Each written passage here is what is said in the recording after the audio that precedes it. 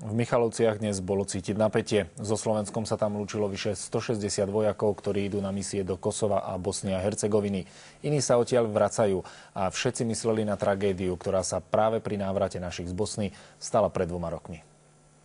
Na balkánsku misiu odchádza 166 našich vojakov. V 14. rotácie KFOR sa zúčastnia aj 4 ženy. Sláva lásky, vojaci! Stále som hovoril, že Kosovo je poriadna kosa, ale je to tak.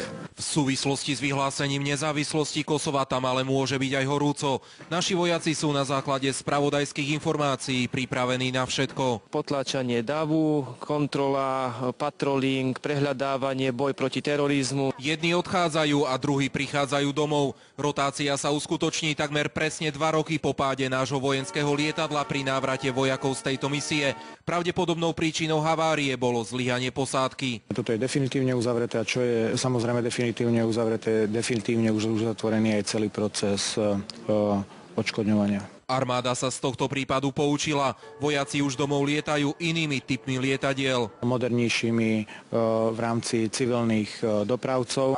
Z Michaloviec pre televíziu JOJ, Peter Sabo.